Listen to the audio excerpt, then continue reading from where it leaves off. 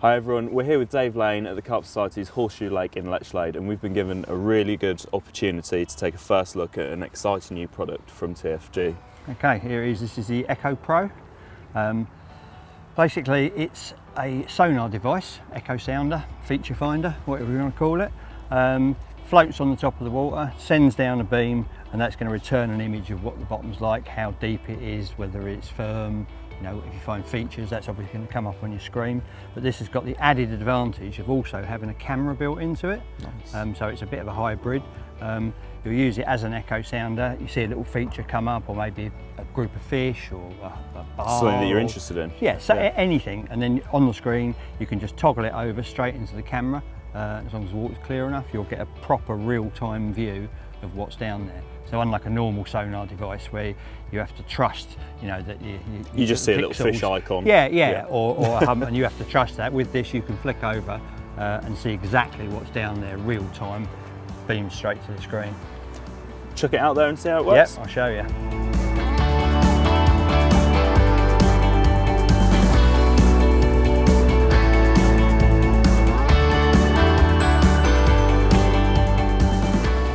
Okay, so there it is, in situ, about, I don't know, 60 yards, something like that. And this is obviously the sonar that's underneath it at the moment. I've got it stationary at the moment, but obviously as you bring it in slowly, then this is going to scroll and show you what's going underneath it. But this is the sort of reading you get. And obviously if you go over any features, humps, gullies, whatever, they're going to come up, they're going to scroll past on the screen as exactly what they are. And you can get fish icons, or you may get mid-water strips, you know, underneath, which is where it's giving a return off of something that's passed underneath it. Right. So anything mid-water, you know, or anywhere between the top and the bottom, if you're getting a return, a sonar return off of that, then it's something, you know, some description. Something that you might want to have a look at. Yeah, you might want to have a look at. And if you do, you know, you literally just press the camera button there, and straight away that turns over to the camera. And you can also record anything you see that you know might come of interest to you. And that stores it within the device, and you can play that back at a later date or transfer it or whatever you want to do with it. So, like I say, yeah, it's a sonar and it's a camera all built into one, and gives you, you know, not only an overview of the swim, but gives you a real-time view of exactly what's below you. Excellent. Okay, another feature of this, when you're on your sonar, before you start, you can download maps from Mapbox. Right. And you don't have to download a map of the area, the county, the country, or whatever. You can actually specify you want this lake. So you download Horseshoe Lake, and then while you're doing your sonar, it's storing all of this information, and it stores it color-coded for depth. So what you're doing is you're building a map of the lake, and on this little icon there, that little tab, you go onto that, that's your Horseshoe Lake, you can see, yeah, exactly where we are. And obviously, you know, as you've seen, this bit is generally sort of 4.5 to 5 foot deep, so that's all going to be the same colour. That's what we've done in the last little while. Yep. And you could quite easily just go around the lake. You can go all around the lake, and it would map it around. And here you've got these colours represent the depth. Right. So you've got from 0 to 32 foot, going from your brighter green down to your deeper reds.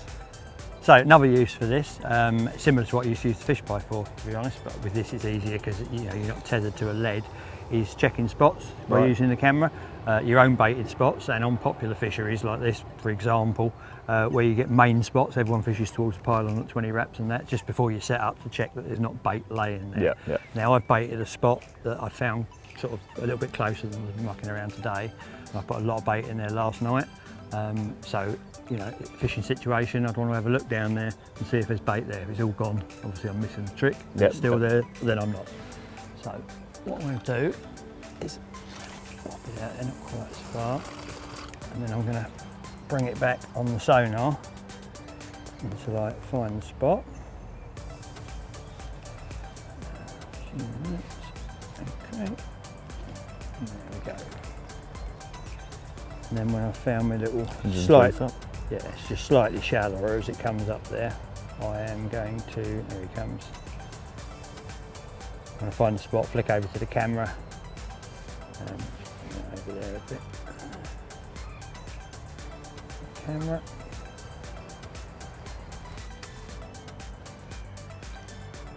There we go. That's the back of the feet. You can see all the gravel and that there.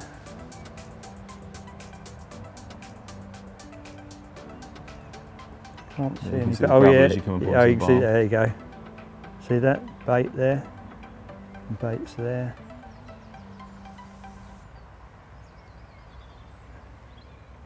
Doesn't seem to be much on the top. Oh, there we go. There's a little cluster there.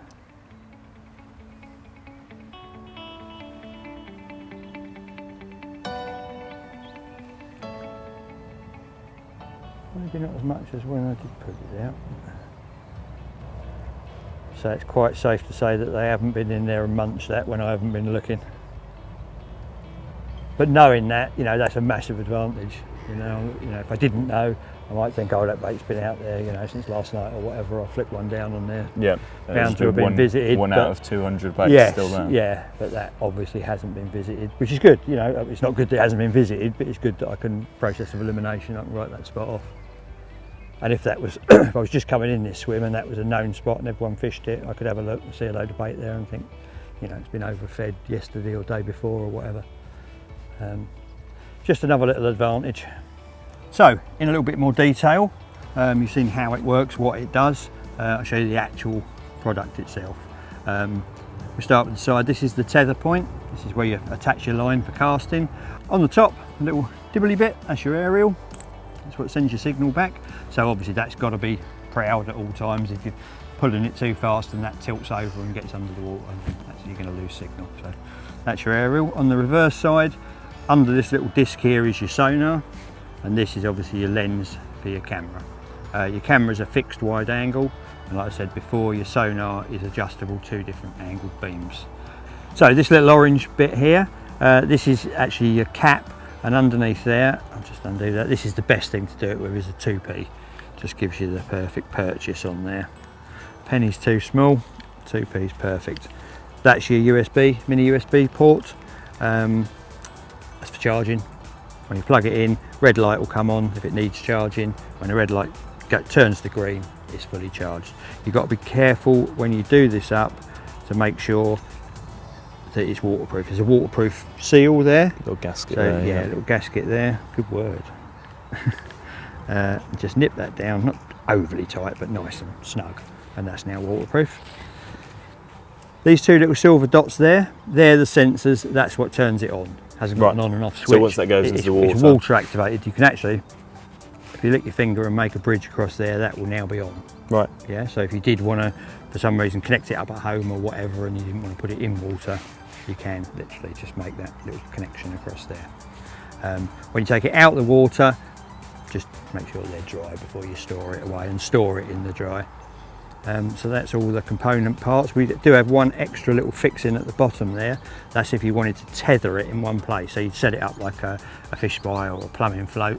Yeah, put it out there, and then that would, if there was a drift on the water and you wanted to keep it in one spot, maybe you've got a baited spot there, you wanted to film for an hour and see what's come in and you know, had a look. So you can tether for you know, fixed position like that, but generally you'd use the side one for your scanning and mapping. And that is the Echo Pro.